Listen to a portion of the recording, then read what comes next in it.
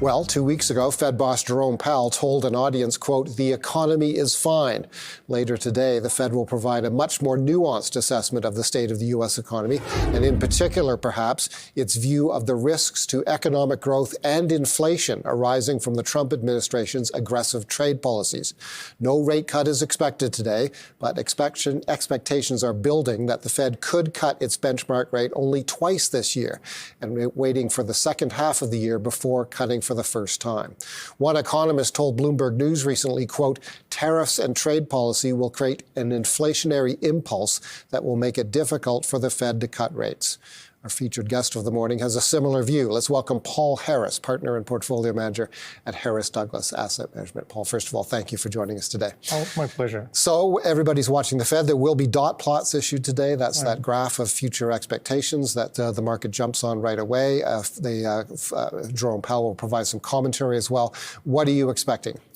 Well, I mean, I think he's really indicated that there's no rate cuts coming. So I think that's the big thing.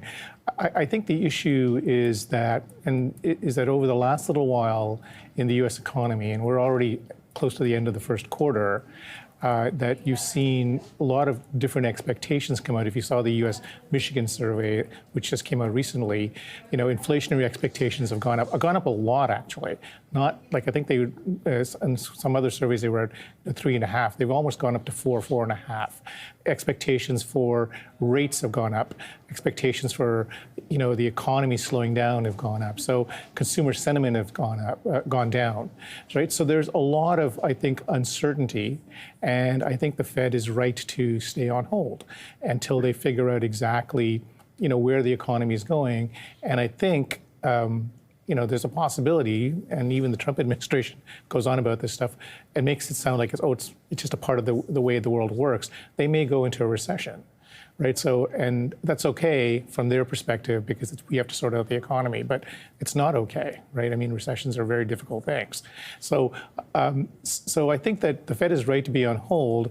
I think that at some point in time, if we do go into recession, obviously the Fed will have to reduce rates probably in the second half of the year, and I think you're going to see a slower economy. And that implication, though, is not just for the United States. It really has an implication for the rest of the world. And you spoke about earlier that the whole world's looking to see what the Fed's going to do, and because it's the largest economy in the world, but it also has implications for Canada and Europe, right? So I think that this uncertainty in trade policy and tariffs and all these other things is a self-fulfilling prophecy, in my view, right? Most companies around the world are just not doing anything.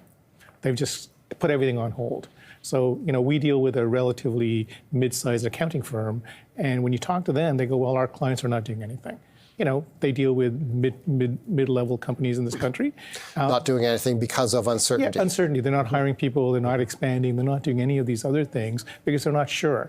And that just leads to kind of just slower growth, right? People are not making decisions about their business because they're unsure. They can't think about the company for the next year or next 6 months because they're really it's so uncertain for them. So I think that this has a real implication, even though tariffs go on, tariffs come off, all those things, it just has an implication for the economy. And I think that's what's not misunderstood in some ways, right? It doesn't matter if we're not doing anything, it's the worst possible scenario. And I think that expectations are showing that people are really getting worried about all this stuff, right? And the economy is probably will dip into some kind of slower growth anyways. And the U.S. has had, relative to the rest of the world, the U.S. has had, they call it U.S. exceptionalism and all this other stuff, but the U.S. has had incredible growth. But most of that growth came because the Biden administration increased fiscal policy when he came in, and that provided a real stability to the U.S. economy relative to everybody else. Most people were putting on fiscal restraints. They came in and did a huge amount of fiscal stimulus. So that provided much higher growth for the U.S. and much higher, inflation took a long time to come down there. Our inflation started to fall much before theirs did. And you also saw in Canada in the last little while higher inflation numbers as well, right? Which is good for the Canadian dollar because I think the Bank of Canada is probably on hold.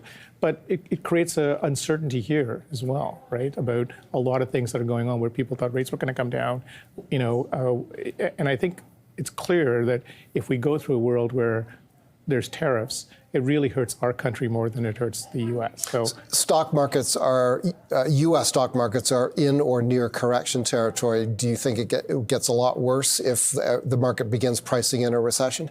I think it will get. I think the volatility will get worse. You know, you saw sort of one day it's down 250, and next day it's up. Right. So there's more volatility, and I think that yes, it'll probably get worse. But you know, in some ways, a good correction is a healthy thing for a stock market. It does happen all the time. If that correction ends up being substantially longer than people think, that's where you get really hurt, right? So I think that yes, I think there's more volatility to happen.